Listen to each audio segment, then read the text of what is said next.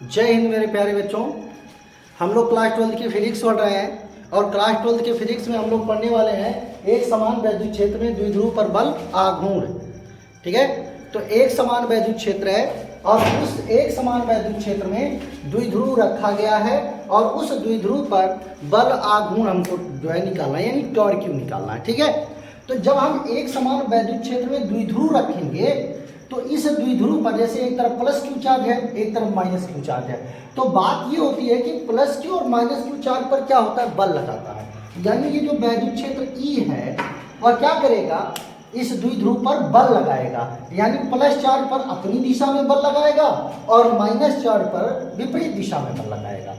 ये जो वैद्युत क्षेत्र है वह आवेश पर क्या करता है, बल लगाता है। वैद्युत क्षेत्र आवेश पर क्या करता है, बल लगाता है। अब आवेश पर जो बल लगाता है वैद्युत क्षेत्र, वो दो तरह की कंडीशंस होती हैं।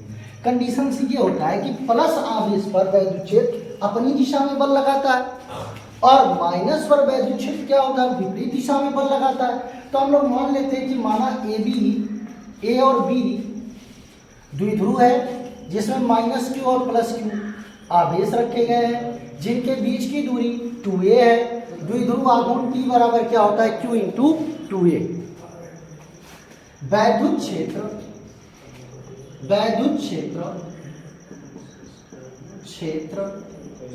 आवेश पर, वैद्युत क्षेत्र E आवेश पर बल लगाता है। वैद्युत क्षेत्र द्वारा प्लस क्यू आवेश पर बल F बराबर, यानी F1 कर दीजिए। बल देखिए E बराबर हमने क्या पढ़ा था, F बाई क्यू, तो यहां से क्या हो जाएगा, Q यहां आ जाएगा, क्यू ई बराबर F, तो यहां से F1 बराबर क्या हो जाएगा, Q इंटू ई। ठीक है, इक्वेशन नंबर फर्स्ट। और वैद्युत क्षेत्र E द्वारा माइनस क्यू आवेश पर बल, तो वहां पे आपका हो जाएगा, मान लीजिए F2 बराबर QE।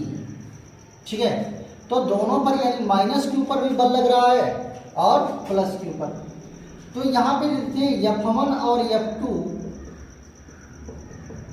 का परिमाण, या माइनस लगा दीजिए, का परिमाण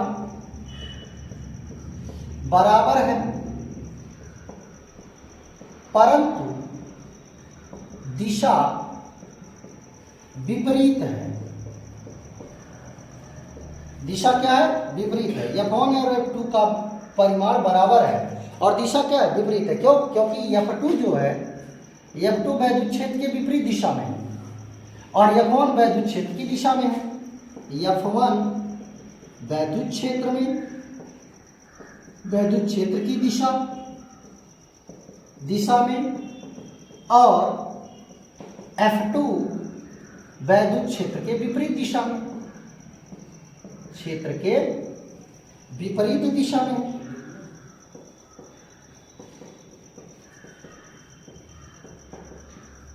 तो यहाँ पे दो कंडीशंस बन जाते हैं बाबू। यहाँ पे कंडीशंस क्या बन जाता है, F1 और F2 का क्या है, परिमाण बराबर है, परंतु उसकी दिशा क्या है, तो उसकी दिशा है विपरीत। ठीक है, दिशा उनकी विपरीत है।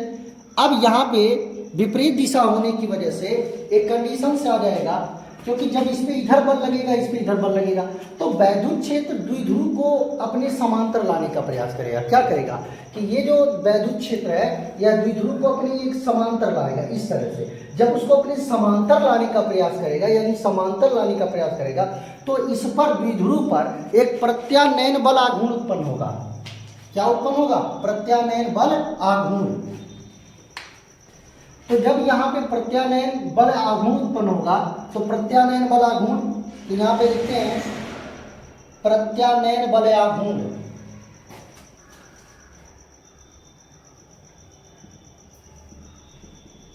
प्रत्यानयन बल आघूर्ण,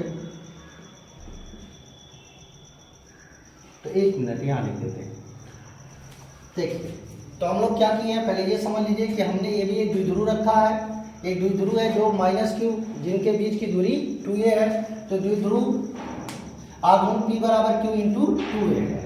एक समान वैद्युत क्षेत्र में द्विध्रुव रखा गया है। यहाँ पे लिख देते हैं एक समान वैद्युत क्षेत्र में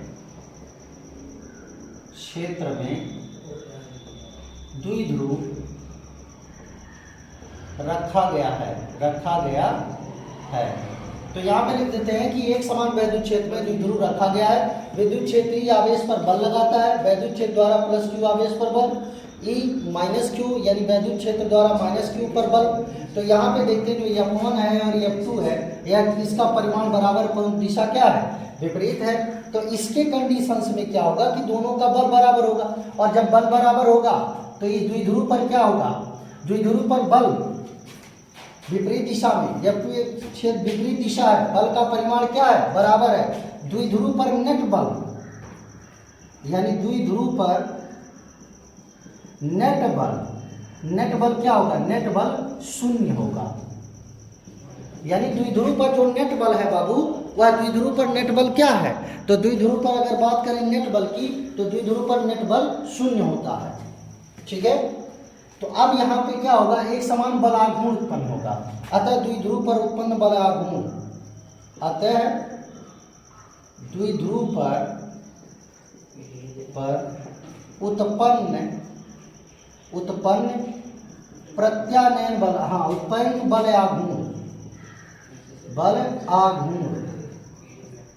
बल आघूर्ण टाउ बराबर बल गुणे बल के क्रिया रेखा के बीच दूरी।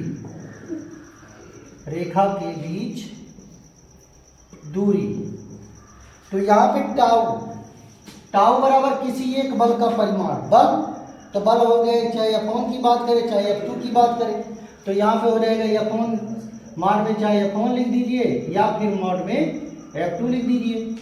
बल का परिमाण गुणे बल की क्रिया रेखा के बीच दूरी। तो बल की क्रिया रेखा क्या है, यह बल है तो इसकी ये क्रिया रेखा, यह बल यहाँ है तो इसकी ये क्रिया रेखा, तो इसकी क्रिया रेखा के बीच की दूरी यही होगा। तो क्या है, Bm। तो बल की क्रिया रेखा के बीच की दूरी क्या हो गई, Bm। तो टाउ बराबर बल हो जाएगा Q इंटू E, क्रिया रेखा के बीच की दूरी। तो यह दूरी क्या होगी, अगर हम इसको थीटा मानते हैं तो लंब, तो यहां से देख लीजिए साइन थीटा बराबर क्या होता है, लंब बटे कर्ण। तो लंब हो जाएगा Bm और कर्ण हो जाएगा AB। तो लंब बटे कर्ण, तो यहां से आपका AB यहाँ पूरा हो जाएगा, यानी AB बराबर क्या है 2a। AB बराबर क्या है, A से लेकर के B तक 2a है, तो 2a यहाँ हो जाएगा, यानी 2a साइन थीटा बराबर Bm। तो Bm के जगह पे आप क्या लिखेंगे, 2a साइन थीटा।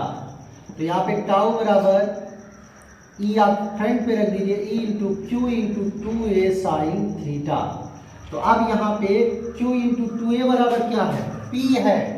तो यहाँ पे हो जाएगा टाउ बराबर E, यानी है P बन गया, तो E गुणे P साइन थीटा। तो इसको ऐसे लिख सकते हैं, टाउ बराबर PE साइन थीटा।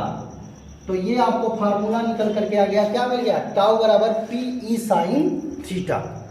ठीक है, अब कंडीशन ये है कि ये जो बल आघूर्ण होगा ये सदिश है कि अदिश है, तो भैया ये सदिश है, सदिश राशि है। तो अब सदिश है तो इसकी दिशा क्या होगी, तो इसकी दिशा जो होगी वह स्थल के लंबवत बाहर की ओर होगी। इसके लंबवत कहाँ होगी, बाहर की ओर होगी। किसके लंबवत, वैद्युत क्षेत्र के लंबवत, कहाँ, बाहर की ओर होगी। तो इसकी डायरेक्शन क्या होगी, बाहर की ओर। इसका एसआई यूनिट, एसआई मात्रक हो जाएगा, क्या हो जाएगा, न्यूटन मीटर। क्या हो जाएगा, न्यूटन मीटर। तो कैसे न्यूटन मीटर पता चला, क्योंकि देखिए बल गुणे बल की क्रिया रेखा के बीच की दूरी, तो बल का मात्रक हो गया न्यूटन, और क्रिया रेखा के बीच की दूरी का मात्रक क्या हो गया, मीटर।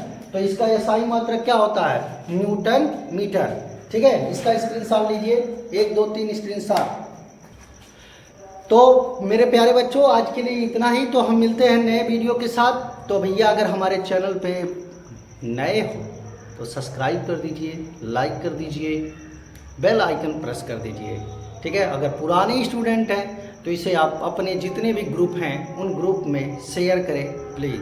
तो आज के लिए इतना ही, धन्यवाद। मिलते हैं नए वीडियो में। जय हिंद, जय भारत।